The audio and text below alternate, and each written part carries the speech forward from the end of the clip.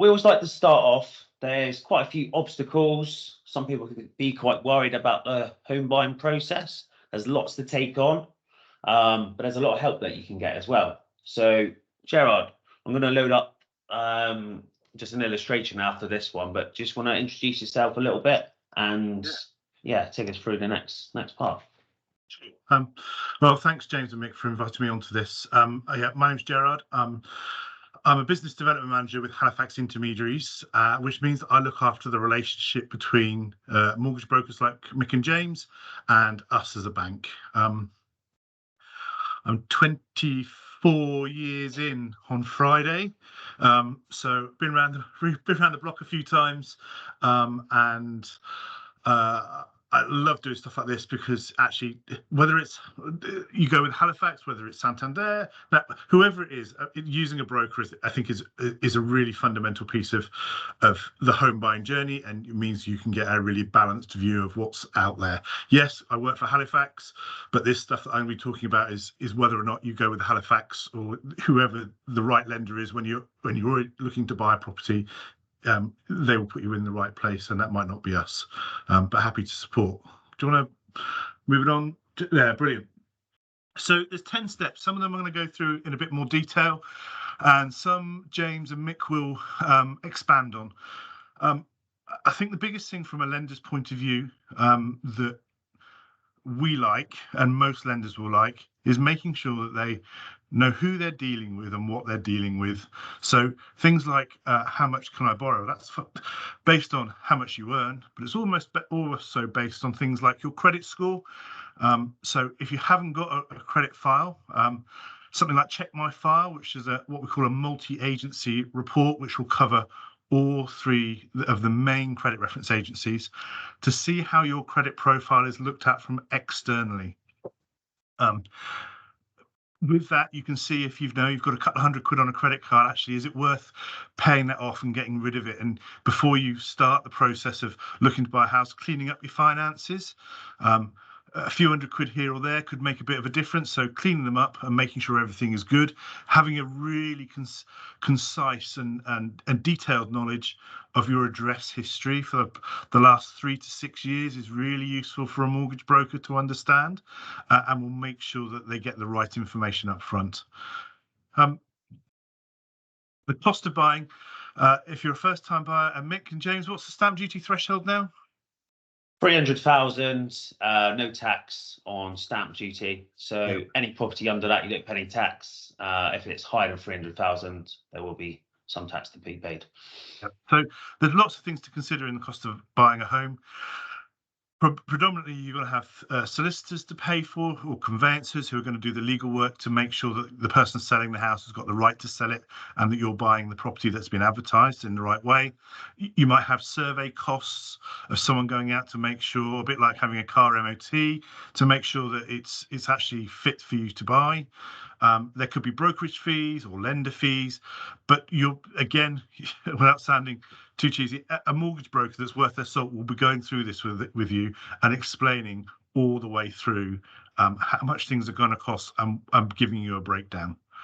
Gerard, I think just on that point, because there's lots of fees to consider, isn't there? So initially, when we do meet someone, that is a big part of that first conversation, is to estimate what the cost will be. We've got partners that we work with that can help with how much legal costs will be, how much the survey will be. And also you did mention Check My File, which is a great tool to be using because it is checking Experian, Equifax and Call Credit. Which ones do Halifax use?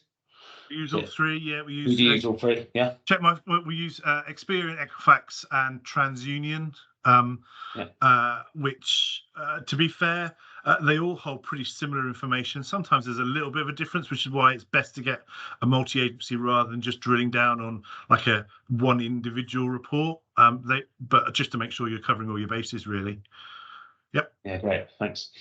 When you start looking for properties, there's loads of things to consider on that, and that's such a personal thing.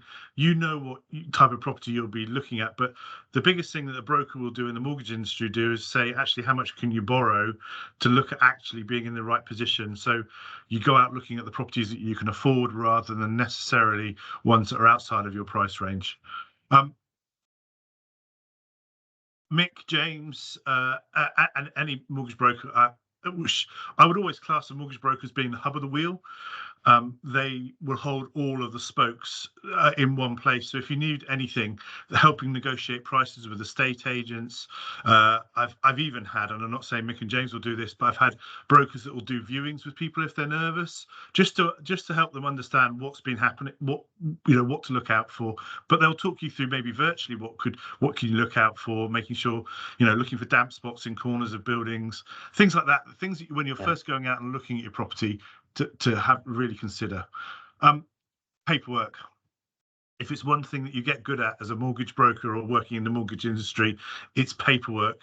And that's where clients can really, really help their broker by making sure they've got all their paperwork in order. So things like pay slips and those boring things that you don't think about, like P60s that you get once a year from your job and you don't really do anything with, having them in a safe place that you can lay your hands on quickly so you can give them to your broker is really, really crucial.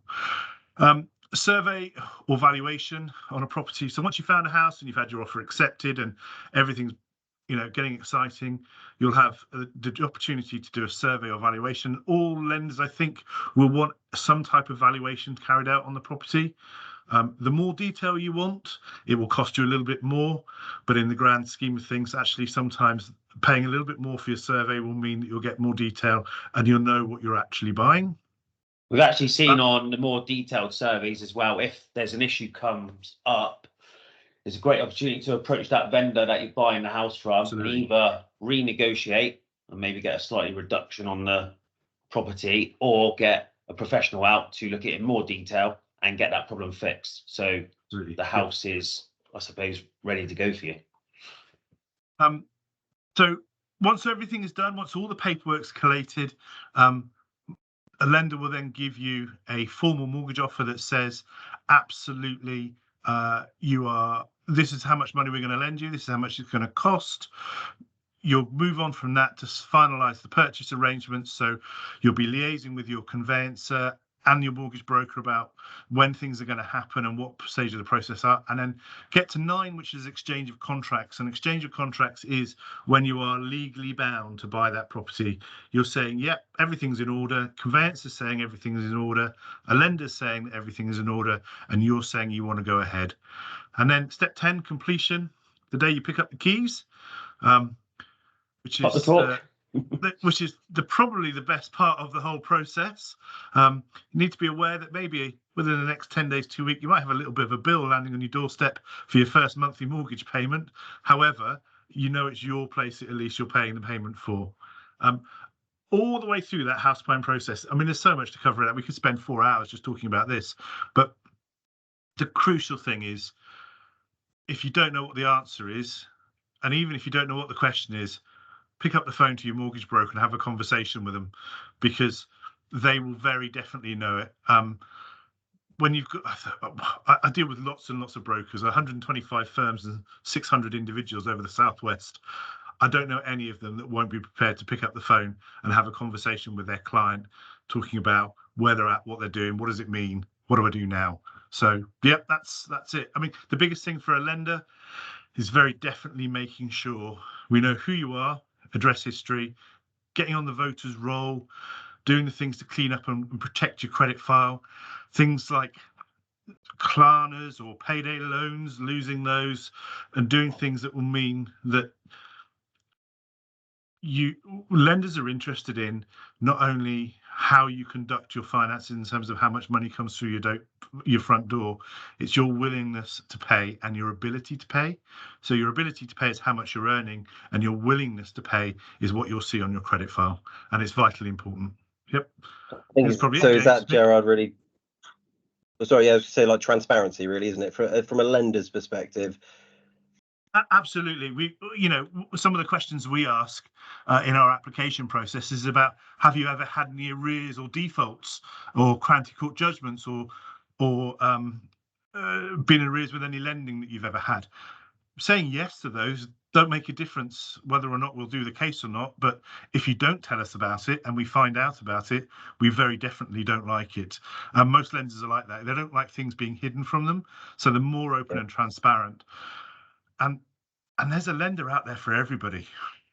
I think that's the big one, isn't it? Even if you've had a blip on your credit history, a lot of people think, oh, I got to wait 6 years to apply for a mortgage or even have a credit before I can do that again. But that's absolutely not true. Going back to Michael, your point earlier about access to so many lenders, and yeah, we even have like high street lenders such as Halifax. You will accept people with certain blips on their credit in the past, won't you? Yeah, absolutely. I think that's me. I'll turn off my mic and camera and let you guys carry on, and then come back in for Q&A if you want me. Yeah, lovely. Thank you, Gerard. Thank you very much.